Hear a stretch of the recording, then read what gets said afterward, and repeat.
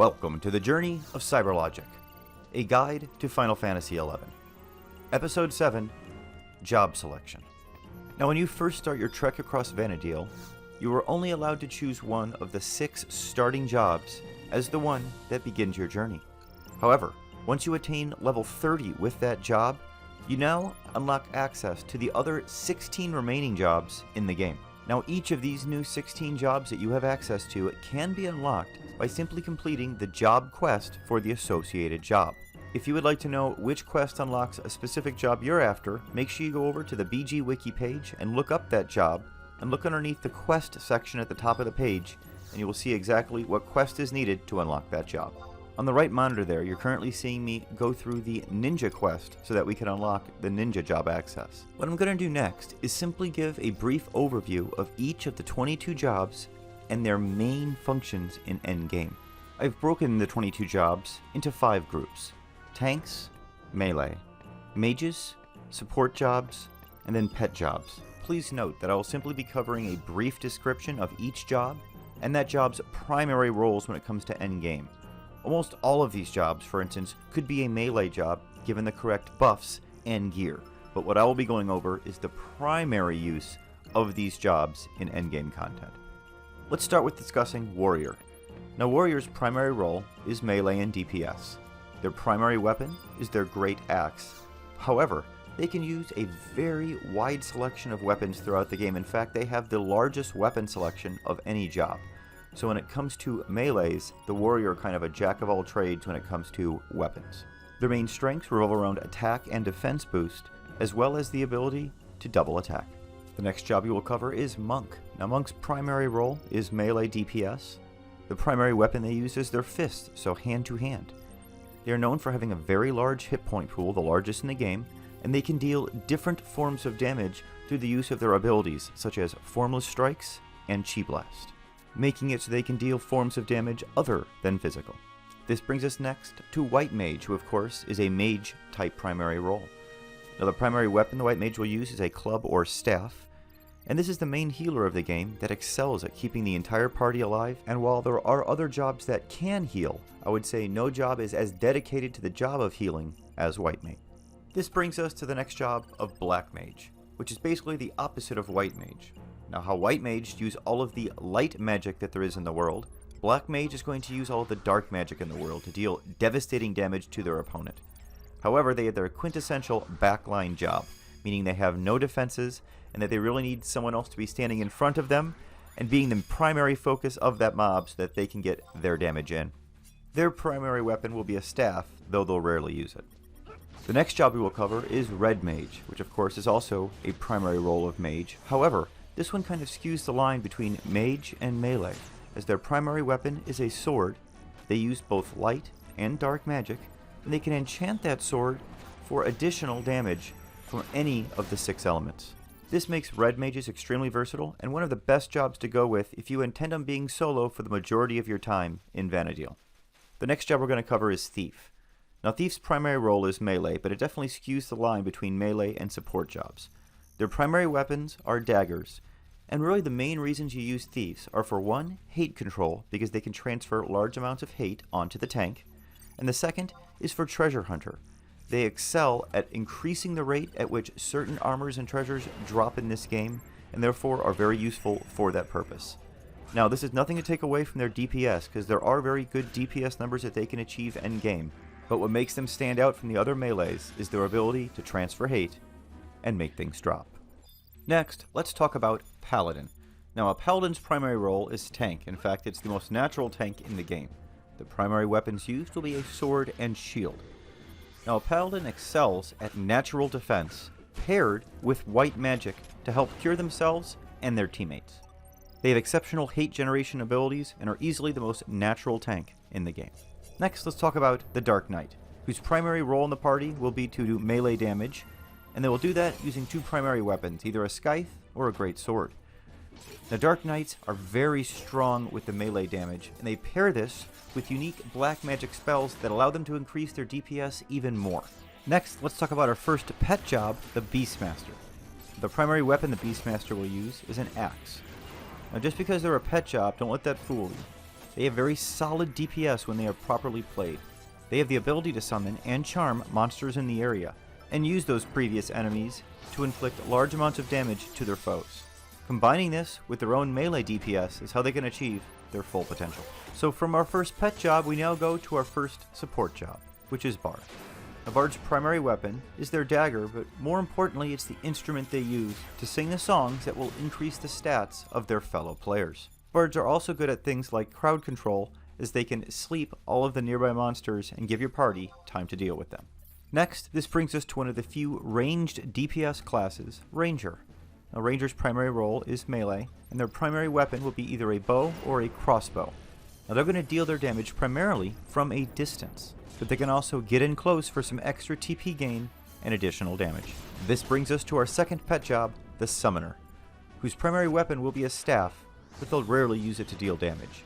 Instead, they will summon powerful avatars, who will buff the party and deal devastating damage to all of their foes. In this way, a Summoner can be considered both support and melee. The next three jobs you get access to in the Rise of the Zealot expansion. The first is Samurai, whose primary role is melee, and will use the primary weapon of a great katana. Now, the Samurai is the master of skill chains, able to continually skill chain off of pretty much any weapon skill in the game. Their ability to do exceptional damage with their great katana and then additional damage with these skill chains make them quite the challenging foe to their enemies. This brings us to my favorite job in the game, Ninja, whose primary role is tank, even though they were arguably the worst tank in the game. Their primary weapon is katana. They have high DPS output for a tank, mixed with the ability to add magic burst damage and enfeeble. Now, they rely upon their ninjutsu magic to put up shadows that make them difficult to hit, as well as mitigate their damage. However, without those shadows and damage mitigation abilities, they are just as susceptible to damage as any of the other melee classes, which is why most will overlook this as a tanking option for endgame content.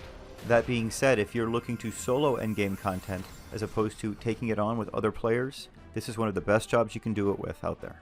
Moving on to our next melee class, we have Dragoon, whose primary weapon is a polearm.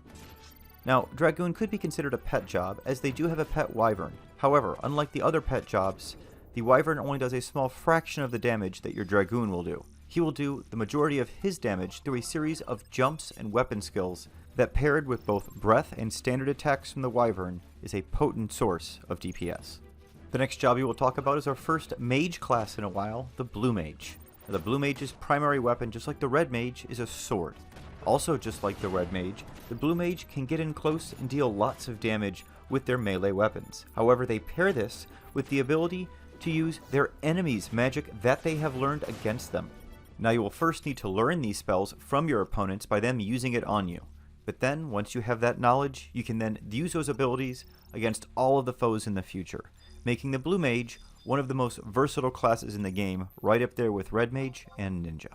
The next job we'll talk about is the first support class we've had in a while, the Corsair. Now, the Corsair's primary weapon is the Hexagon. Now, the Corsair will use rolls and luck to grant the party members stat bonuses based upon the numbers that they roll.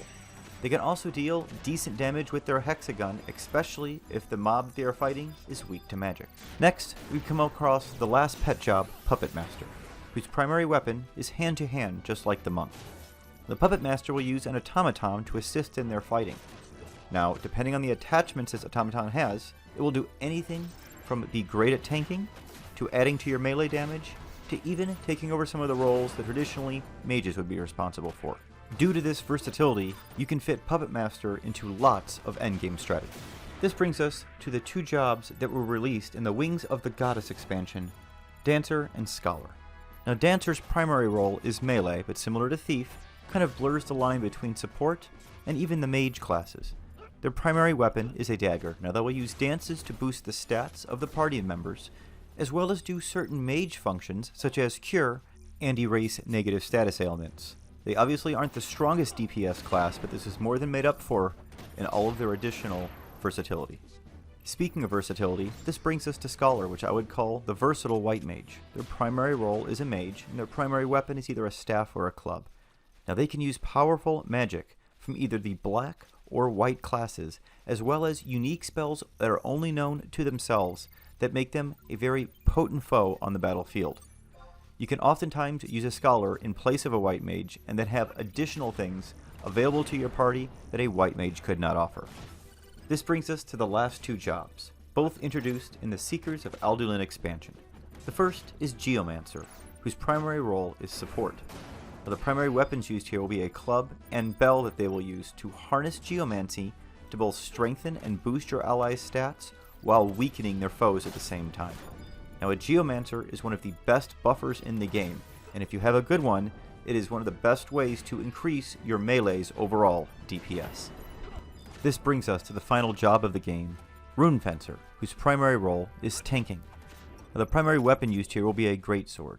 Rune Fencers excel at mastering the elements and having very high magic defense, even higher than a paladin, which is what makes them very good endgame tanks, especially when going up against enemies that will do high damage magic attacks. Now, I'm sure you're asking yourself at this point, wow, there's so many jobs here, which one should I choose? That's really going to depend on many factors, including, of course, which one of these jobs natively appeals to you. But taking that aside from it, let's go ahead and talk about different situations you'd be in and which jobs would best play into those situations. I'm going to break this into 3 different situations. The first is the solo player. Now, this type of person, even though they're playing an MMO, does not really wish to play with other players. They're just enjoying the actual story and content of the game. Many people these days fall into that classification, and they really have no intention of playing with other players. Well, if this describes you, then there's only so much in this game you can do with some of these classes, especially right out of the gates. Therefore, what I'm going to recommend you do is stick to either Ninja or Red Mage for your first playthrough of the game. The main reason I suggest this is because, frankly, leveling to level 99 these days is rather trivial. You can do it in a weekend quite easily if you're committed to it. However, getting all of the gear necessary to properly play that level 99 job is what's going to take you months, if not years. Getting that gear, in my opinion, is much simpler if you have Ninja or Red Mage, because they have the much easier time soloing some of the higher difficulty content that will have a much higher drop rate for the gear you are going after. All you need to do once reaching level 99 is equip either Red Mage or Ninja with ambuscade gear, and they should be more than capable to take on most of that challenging content that would be otherwise impossible for some of these other jobs before they have their endgame gear. The last thing I'll mention for a solo player is I really recommend all players get Thief to level 99. It's a very easy job to gear, and once at level 99 will dramatically increase your drop rate for almost all items in the game. Therefore, if you're having difficulty getting a specific drop, you can sometime then employ your Thief to get it much easier. After you have either your Ninja and Thief to level 99 or Red Mage and Thief to level 99, it would then be time for you to go ahead and select whatever job you would like to be your main if it's not one of those two, and bring that to level 99 and then use those previous 2 jobs to gear it well. After you've geared that new main job well, more than likely you will be able to use it to take on some of that more challenging content in the game after it is properly geared with the gear that your Ninja, Red Mage, and Thief have acquired. Next, let's talk about the situation to where you're a party player. What I mean by that is you either have a small group of friends that you enjoy playing with that is under 5 additional players, or you yourself have multiple characters. In either of these situations, you're basically planning to try and make the perfect party for taking on endgame content. In this situation, you basically want to make sure that that's what you have, a well-rounded party. So make sure you have a solid tank. Any of the 3 primary tanking classes will do in this instance, as smaller parties really play into Ninja's strengths. After the tank's dealt with, you definitely now want to turn your attention to both DPS and support. Do not worry about healing, as the trust offered these days will offer plenty of healing, so unless you have exactly 6 people that you're playing with, don't worry about the healing aspect, as the trust will pick up that slack. Let's first talk about DPS. Now, in this type of setup, where you only have a small group of players that you're playing with, you really don't have room in your setup for more than a single DPS or meleeer. In fact, some people may not even have room for that. So that means one person should go ahead and select a solid melee or DPS class, and make sure that that in the endgame can skill chain well with whatever tank you've chosen, either with a light or dark skill chain. By using this strategy and having the tank a part of the skill chain process, you are increasing their overall hate generation and saving yourself an additional job slot that you can use for a buffer. So at this point, you have a real-life tank and a real-life damage dealer. If you only have 2 people to play with, you'd go ahead and stop here. You would summon 4 trust, ones that would cap your haste, and then of course provide a good amount of healing, and you can take on most of this content in the game. However, if you have more players, you now want to start adding on more buffers to increase your overall DPS. The primary one I would add next would be a Geomancer, as there aren't any real good Geomancer trust in the game. If you have a 4th real-life player, I suggest the next one take on the job of Corsair. The reason for this is you will find Corsair extremely useful in both buffing your party members, as well as taking on endgame content such as Dynamis D, to where they can easily one-shot statues and allow your progression through the level to proceed much more quickly. If you have a 5th player, at this point is when you want to go ahead and add in a Bard. Olmia and Joachim do a decent job, but if you have a 5th player, there's definitely a lot more DPS to be gained from a real-life Bard. Now, if you are lucky enough to have a 6th real-life member that you're going to be playing with, you're going to have a full party. In that 6th slot, you're definitely going to want a healer, so either a White Mage or a Scholar, to make sure to keep your party healed through your travels throughout Vana'diel. Now, I just want to emphasize that this is just one option to go with for a party setup for endgame content. There are lots of combinations that work, but I did want to provide at least an example of synergy and the way you can get certain jobs working together in order to create a good party setup. Let's talk about our last situation, the Alliance player. Now, this is the player that wants to take full advantage of all of the people that take part in playing Final Fantasy XI. They'll usually join several link shells and go to several events a week that take place with events up to 18 players. Now, in these types of setups, you normally want to speak with a specific link shell or group you have joined.